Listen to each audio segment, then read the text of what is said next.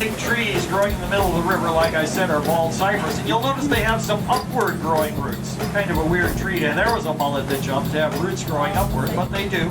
Some botanists think that it allows the submerged root system to get oxygen. But on those upward growing roots, you'll see our anhingas, or snake birds, perched, probably drying out from a fishing expedition earlier on the surface, tossing them in the air, and then swallowing them in first.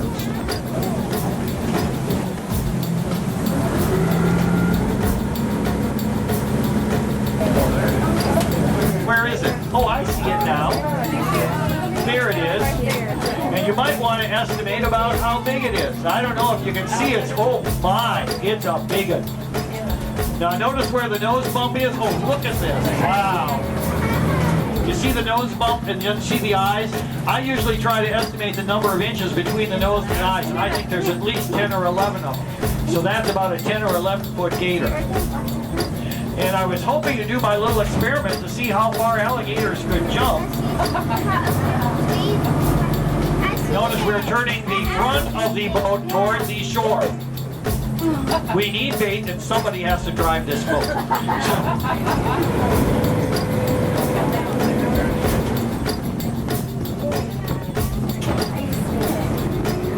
In a few moments, an age-old question may be answered. Now those of you in the front, ready to catch. Actually, you actually get a pretty nice view of that alligator's teeth, don't you? You know that alligator has 80 teeth in its mouth, and some of you are close enough to even be able to see the webbing of the claws on its front feet. Isn't that cool? And he probably hasn't been so stared at all day long. Yeah. Yes, 80 teeth. Better to hold on to you, said the alligator. One of those teeth breaks, don't worry. They're sort of stuck in its mouth like ice cream cones in a sleeve. One breaks away, another will fall down and take its place. Oh, I didn't know that. Did you know that? Take away. If one of his teeth break, and he'll grow a new one. Yeah, that big turtle off to your left on the log, that's a Swanee cooter turtle. They've been protected here for over 75 years. Mr. Ball, the brother-in-law of Alfred I. DuPont, purchased this property back in 1934. He wanted it to be a wildlife sanctuary, and what Mr. Ball wanted. Mr. Ball, They stayed here the entire summer, and there's just a couple of them. But they're kind of fun to watch as they feed. They're different from our other wading birds. They're what I call pokers and probers. You can see this one on the right poking and probing, feeling for its food.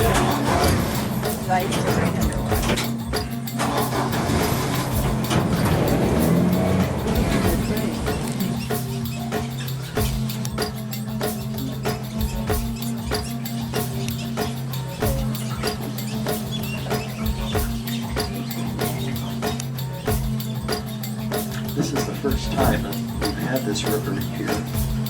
Don't know why they all decided to choose this year, but it's kind of neat. They're not very fussy, but they're very wavy.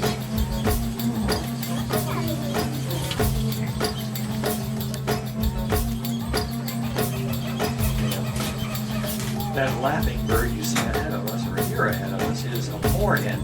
And they're very easy to recognize birds. You'll see one soon enough if you haven't already. They have a bright red-orange beak tipped in yellow. And yes, they cackle and laugh, but they're also very territorial. It isn't uncommon for us to see a fight break out. I don't know if you can see the little brown bird off to our left, but that is a young pied-billed grebe. It still has some of the zebra stripes on its face directly to our right. That bird in the tree that just flew off was a tri-colored heron, and the white bird above it, of course, is a white ibis. Off to your left, you'll see a blackish bird sitting on a cypress tree, one of the upward growing roots of these large, bald cypress trees growing in the middle of the river. It's probably overheated. That is a double-crested cormorant. Even from here, I can see its yellow throat. A sure giveaway that we've got a cormorant rather. Now, as we start to head back upstream and make this left turn, do look into the water. You might see a Swanee cooter turtle swim by or a school of mullet. You just never know. That's what makes it fun. Off to our right, a little pine-billed grebe with its white beak ringed with a black ring. It's not a duck. Don't call it a duck. They don't like that. They think they're better than ducks. After all, they can dive to the bottom of the river and catch crayfish. Not many ducks can help distribute its weight, so the bird does not fall through floating vegetation as a hunting for food as well. A young moorhen on the right here. It doesn't have the bright colors of its parents, but it certainly has those big yellow feet. Here's a nice view of an adult moorhen swimming along. They're not very good at swimming. Sorry. Yeah. They don't have any webbing between their toes. Yeah, show off. It's easy going downstream. Try going up.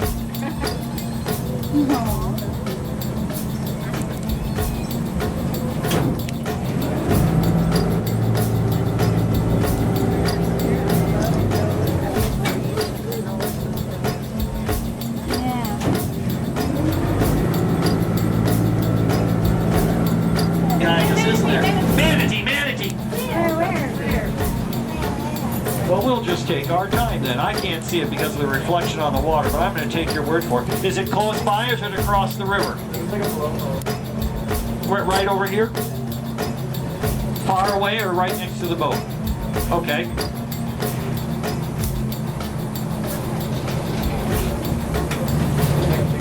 They do have lungs and they do have to come to the surface, and they usually do. Yep, there's one right there, downriver. There's the man. It's back. That's it. There's a manatee. Yes. That's the one we probably saw when we were on the other side of the river.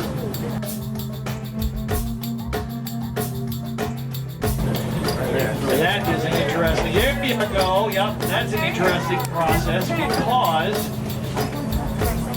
the female gives off a scent that attracts the males, and there's usually a pod of them, sometimes as many as a dozen males that are chasing her. Now, doesn't that bird have a lovely violet-hued neck? Just gorgeous colors that you can't appreciate from a distance.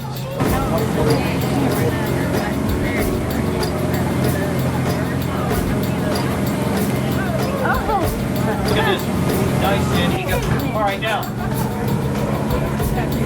I'm going to spend just a moment here because, of course, you get a great view, great opportunity for a photo, but take a look at his eyes. You'll notice this male Anhinga is wearing makeup, a leftover from the breeding season. They grow that beautiful blue-green ring around their eye for the breeding season, and just a lovely bird.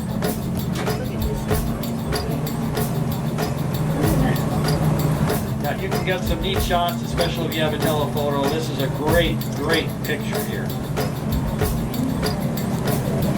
Of course, if he's busy preening his feathers, the most important piece of equipment that bird has, those feathers.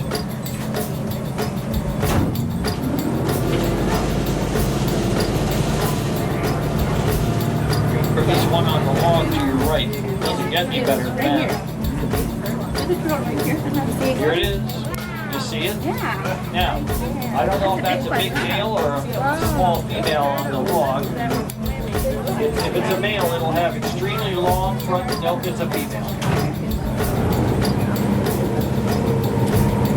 And of course, she's saying, "You never stop here to take my picture." Hot steak? Oh, I'm so glad.